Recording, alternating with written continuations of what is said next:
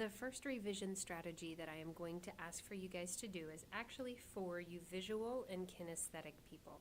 So the first thing that I'm going to have you do is go get one of these revision tool pieces from up in the front of the room, and I want you to label it. And you're only going to end up labeling 3 sides: ethos, logos, and pathos.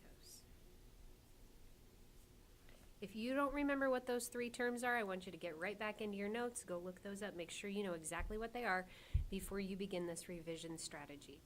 Now, because I am predominantly a visual person, I'm a bit of a dork, you know that, and I actually have corresponding highlighter colors for all of the different colors of highlighter tape. So if I had anything labeled on my blue side, I have a blue highlighter, I have an orange highlighter, I have a yellow highlighter, and I have a green highlighter. So the first step for you visual and kinesthetic people is to go through and make sure that you have actually used 3 of the persuasive techniques that we have been studying. I am going to ask you to quickly read your letter, your completed letter, 3 times through. Once for ethos, once for logos, and once for pathos. And you're going to look at it just with that colored lens. So if I were to start this, I'm not actually going to read this out loud. This is all silent for now. Don't worry, auditory people. We have a revision strategy for you a little bit later on too. But my first step is to start at the very beginning, and this time through, since I have this one labeled as ethos, I'm going to begin by just reading purely for ethos. Where do I establish my own credibility? When do I establish my own trustworthiness? So as I read, you're not going to hear me, but you'll see me drag this tool along the page, and I'm going to use this as a line guide. When I get done, if I find any instances of ethos, I'm going to mark those, and I'll do that because I'm a visual person with my green. Now, if you are not necessarily a visual person, you can just label it ethos, or draw a box around it, or circle it, or something like that, so that you know that you found it. But this will be my way of knowing, okay, yes, I have ethos here in this place. I want to see that I've used it at least twice in my essay. So I'm going to start reading, and then if I find anything, you'll see me highlight.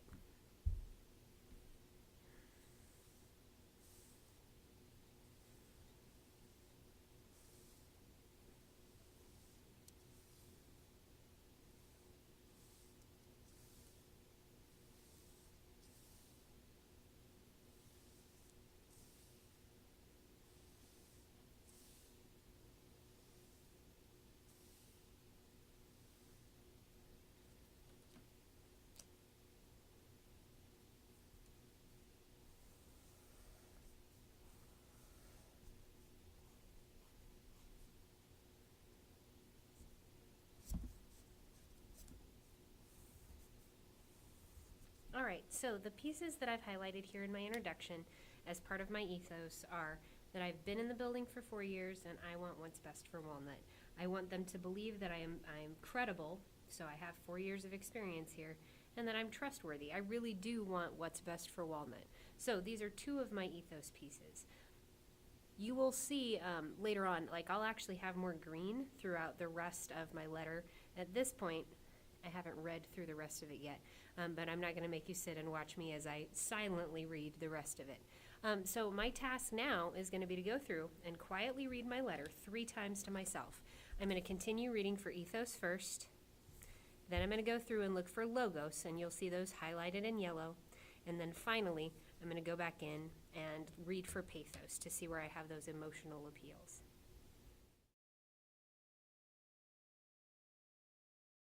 Is for you auditory people. It's to do a little bit of a read aloud.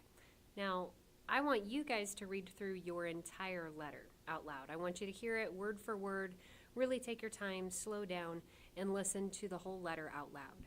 I'm not going to read through the whole thing right now just to save you a little bit of time, but I did want to point out something to you that I noticed when I did my first read aloud. So I'm going to start off with my very first point in my side after I got done with my introduction, and I'll read it straight into my second point. And then I'm going to stop and I'm going to go back and reread this first section with something else that I wrote later. Because as I was reading out loud, I discovered something about my organization that I didn't really like. Now, as I am looking at this, I see that my camera is zooming in and out, and it's been doing that, and I don't really know why. So I apologize. Hopefully you're able to follow along well enough just by hearing me, and it doesn't like freak you out when the camera is zooming in and zooming out. So here's the first point. My first reason for wanting to update the toilets in the 7th and 8th grade restrooms is because they are unhygienic and unsanitary. In the ladies' restroom, when a toilet flushes, it sprays water and other materials all over the seat and even as far as the toilet paper dispenser. With the recent outbreak of shigellosis, it is important to consider our overall health and safety here at Walnut, and our current toilets are not the best options for our safety. Additionally, both Westridge and Barr already have automatically flushing toilets. I know that we don't want people to assume either Westridge or Barr are higher quality schools simply because their facilities are nicer, so I recommend we catch up and install the automatic toilets here too. That way, there is no unfair reaction to the way our building looks compared to the others.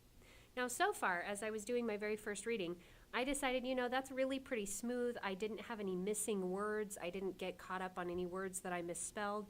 And I did go back to double check that this is actually spelled shigellosis. I wasn't sure about that, so I checked on that just to make sure. I also really liked my transition words that I had here, so I felt like that was flowing pretty smoothly. But then I got to this page, and I got to the part of the argument where I address how they might argue with me and what I would say back to that if I could. So just one more time, I want to read to you that very first point and then jump into how they might respond to me. I ended up liking this a lot better. My first reason for wanting to update the toilets in the 7th and 8th grade restrooms is because they are unhygienic and unsanitary. In the ladies' restroom, when a toilet flushes, it sprays water and other materials all over the seat and even as far as the toilet paper dispenser. With the recent outbreak of shigellosis, it is important to consider our overall health and safety here at Walnut, and our current toilets are not the best options for our safety. You might say every toilet is, to some degree, unhygienic, but with an auto toilet, at least we don't have to see someone else's remnants. We are less likely to be exposed to others' diseases when they are disposed of in a proper and timely manner. Additionally, both Westridge and Barr already have automatically flushing toilets. And then I kind of continued from there as I was doing my read aloud, and I found that I liked it a lot more as far as my organization goes. So your second revision strategy as part of your read aloud is to listen for your organization. And if you decide you want to move or change something, do it. So since I'm a visual person, I'm actually going to draw a huge box in a different color than what I already wrote in around this first point. And I know, I'm going to do a matching color here, that I want to move all of this information earlier. So I'm going to label these 1A and 1B, so I know in what order they go when I actually start typing my next draft. So I'm actually going to go back through. I'm going to continue to do my read aloud. I'm going to rearrange information where I need to, and I'm going to continue to use my different colored writing utensils because, again, I'm a visual person, so I kind of need that to help me with my organization. This, what you're doing right now, this read aloud is all about organization. Does your information make sense where it is? Does it work for you? And I also want you to be listening during this read aloud for your transition words and phrases, and that'll be the next part that you see coming up, is how to adjust some of those transition words and phrases and what I'd like you to do with those. Okay, so I want you guys to go to Google, and I want you to do a search for transition words. And when you do, you could probably look up, honestly, any of these top few results. I just chose the first one because I do like this website. You'll probably find that addition is a transition that you use pretty frequently for this. You can look at the introduction, you can look at the conclusion stuff just to see whether or not it's something that you like, whether or not it's something that would fit.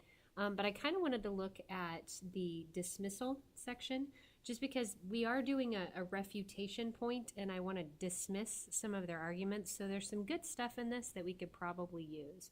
So when you get a chance, go through, look and see if there's anything that is available to you. If you really don't like the stuff that is available on this website, try something else. There's a bunch of different resources out there and available to you, so don't feel like you're limited just to one. You can play around and see what other types of things you like and what works best for you. And then go back in and start applying it to your writing and see what you can find and see what you like.